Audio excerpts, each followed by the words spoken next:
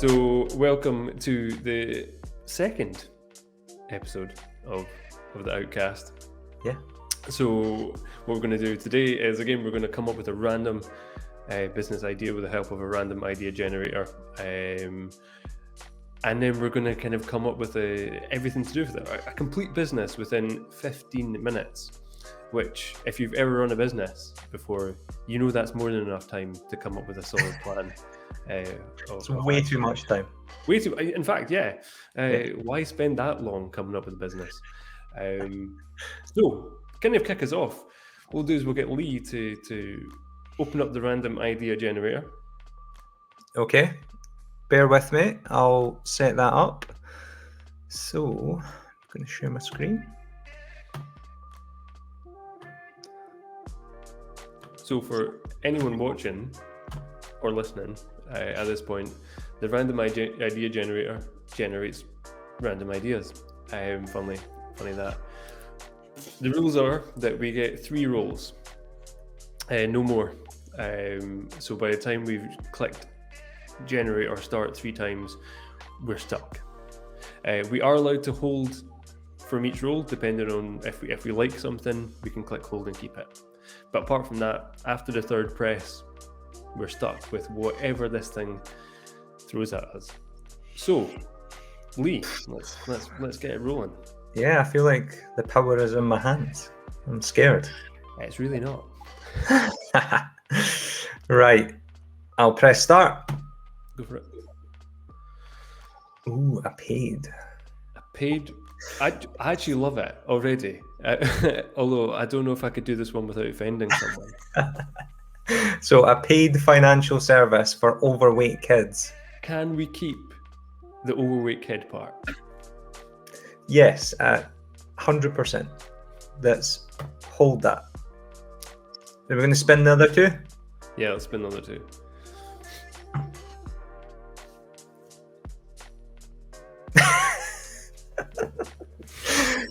An awesome advertising service for overweight kids.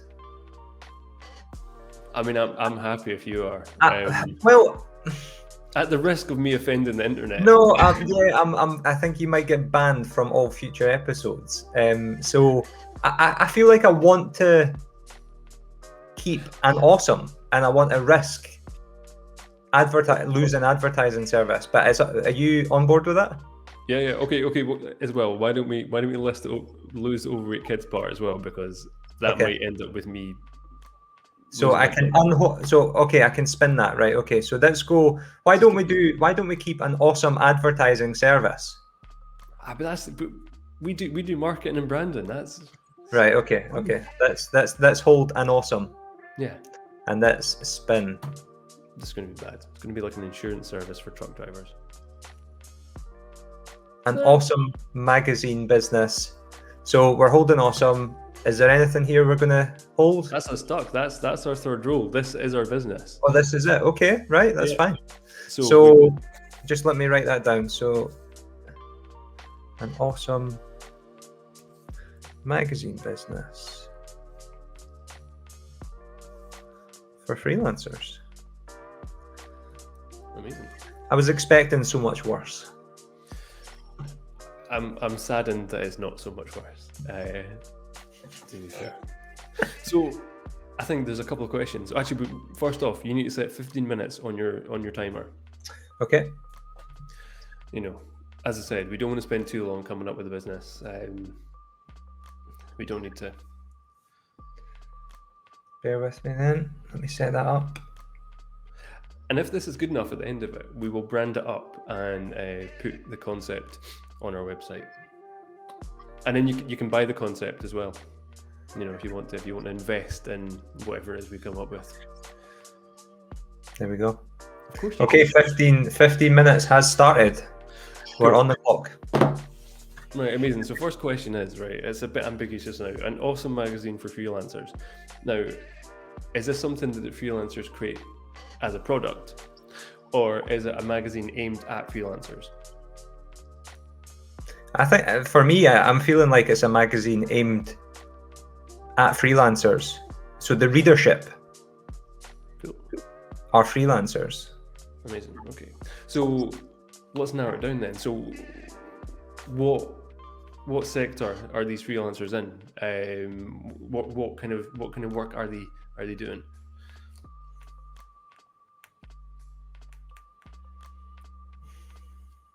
Are they in kind of like our industry? Is it art, design? Is it marketing? Are they freelance bricklayers? I mean, it could be anything. So what are they doing? I feel like they should be in marketing and branding, because I feel like we're going to have some stronger thoughts towards that, which may become quite fun. Okay. So they're marketers or they're branders. Okay. Branders. I'll create a new term. So what's the kind of value proposition then? So what are we giving these freelancers in the magazine? Why do they need to read it? Bearing in mind they're already industry professionals, when they open these pages, what are they looking for?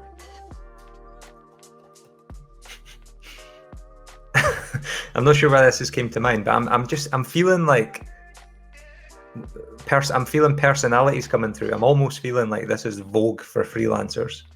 Cool.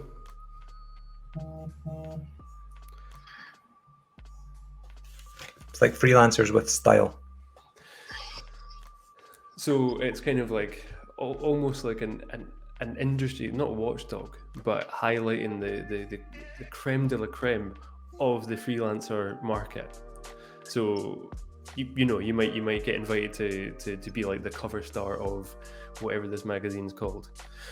So I suppose could we then have job adverts as well? So some like lucrative freelancing options get posted within this magazine as well. So as much as it's there to provide entertainment or to read about kind of latest industry trends, is also there as a way to kind of recruit and find work. Yeah, I think so. I'm also thinking it's a voice for freelancers, because a lot of publications, a lot of awards are focused and won by larger agencies. Mm-hmm. And there's a lot of real freelancer talent that probably goes under the radar. Yeah. Okay. So a voice for freelancers, the Vogue for freelancers, and so a way for them to find job opportunities and highlight their own work.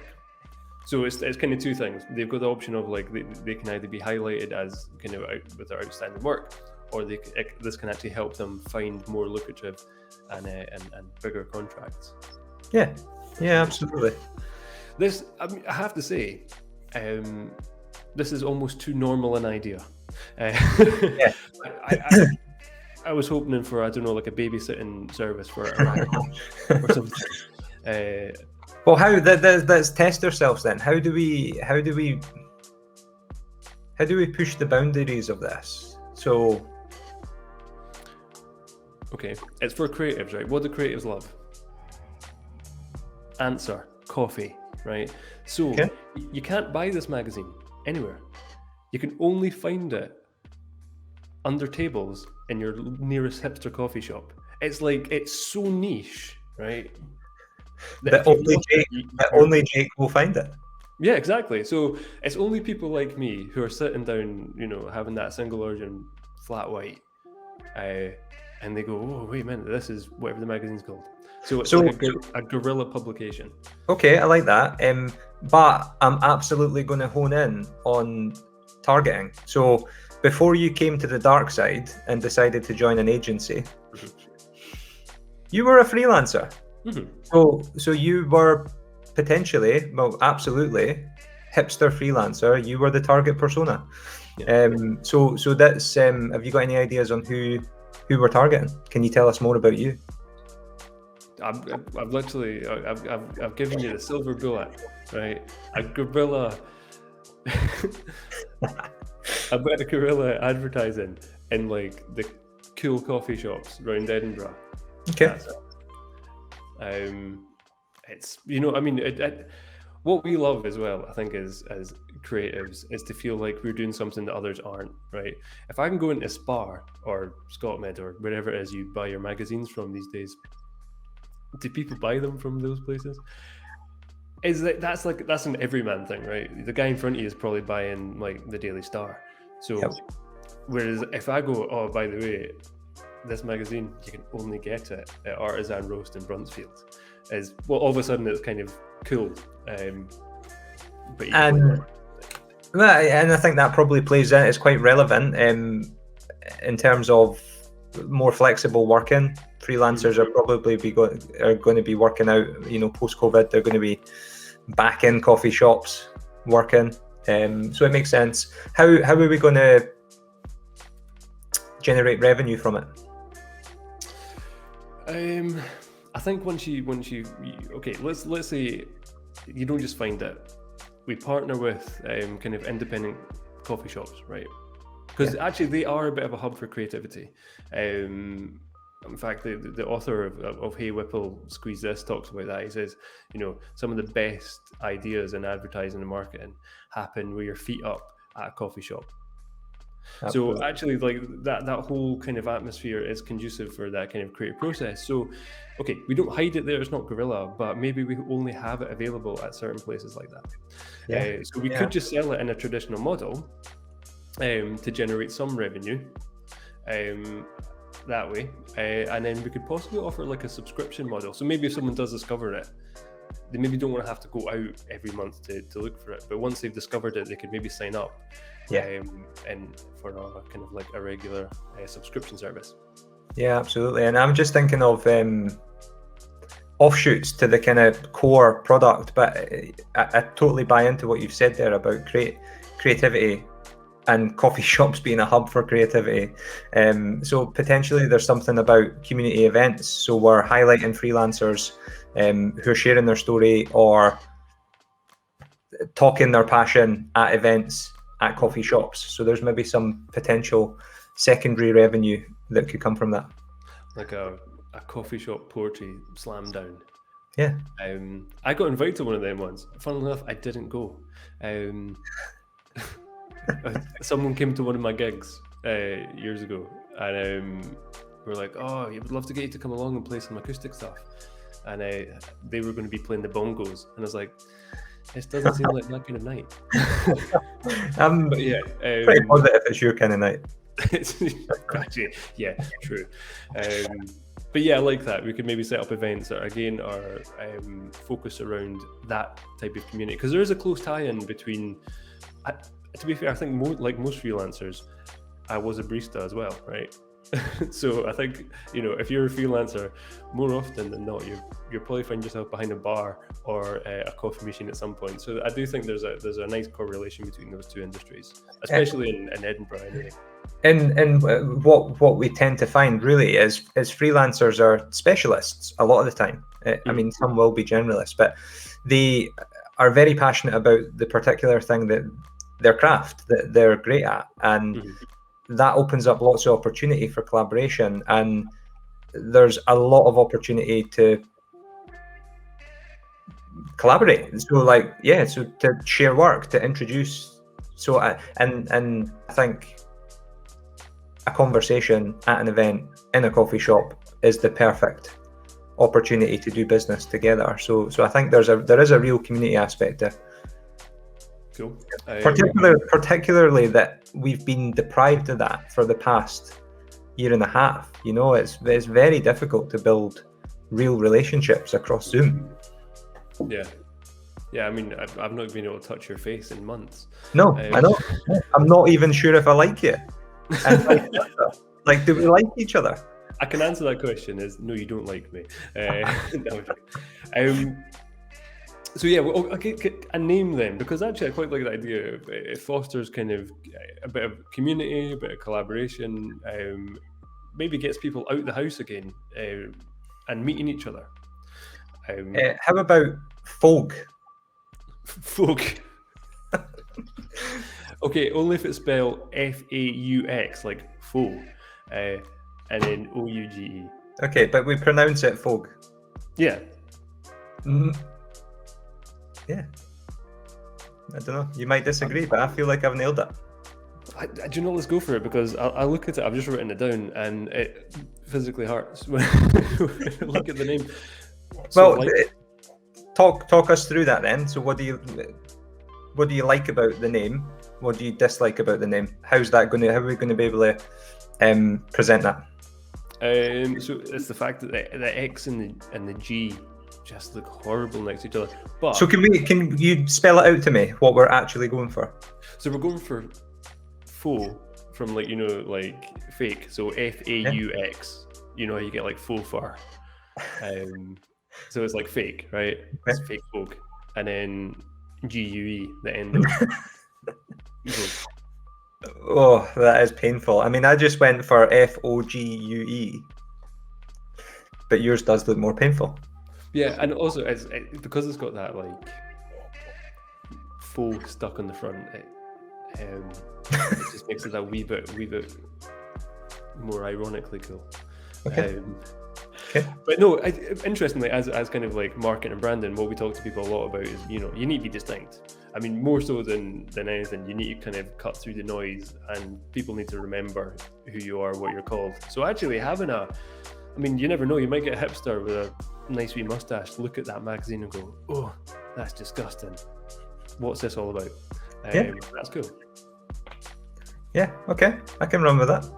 Okay, so how long have we got left in the timer? We have 3 minutes. So that's tons of time. Absolutely tons of time. Yeah. But just to kind of like go over it right now, so we've got a magazine called Fog. Fog. Fog. It almost sounds Swedish when you say it like that. Yeah. So it's a magazine targeted at marketing, branding, or creative freelancers, and the magazine provides a couple of opportunities. One, to be featured as a kind of standout artist within the industry. Yeah. Or it also acts as a voice for the freelancers. So they can maybe get in touch with kind of bigger opportunities that they wouldn't necessarily be able to get a hold of. Yeah. So it can work for showing off your work, and also a way to find and generate new work. With that as well, it opens freelancers up, I suppose, to new trends, new ways of doing things, and new people to kind of meet. And because we're focused on kind of like the kind of underground kind of coffee shop hipster vibe, and that's where we're going to be selling it primarily, it's going to foster that idea of kind of like creativity, collaboration, people getting together after COVID and actually sitting down and having a coffee and smashing out some ideas. Does that sound about right? Yeah, I love it. I think it's, yeah. It sounds horribly wholesome. It does.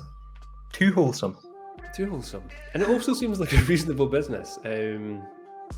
So if anyone watches this and thinks I'm going to do it, it's copyrighted. Get your hands off it. How, just to put you on the spot, Jake, how do you, let's talk front cover. How do you imagine the front cover looking? Who's going to be on the front cover?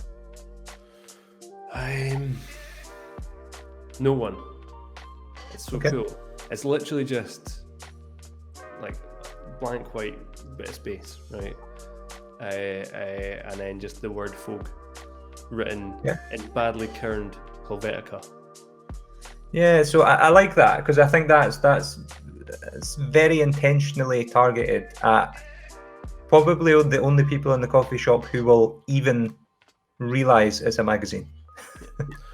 Also, the tagline will be, "This isn't for you." Okay. That's very Jake. Yeah. Don't okay. Read me. Okay. Do we have anything else to cover? We have 30 seconds left. Pricing. How much is it?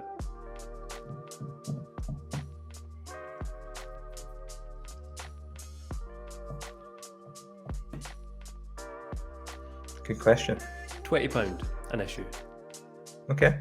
It's obtuse. Okay. But it makes a statement. And like all good creative works, it should divide and make a statement.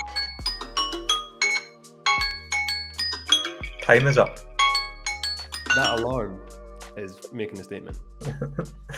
So in terms of, just to finish off there, pricing, so where we spoke about subscription, where is it available for £20 per issue?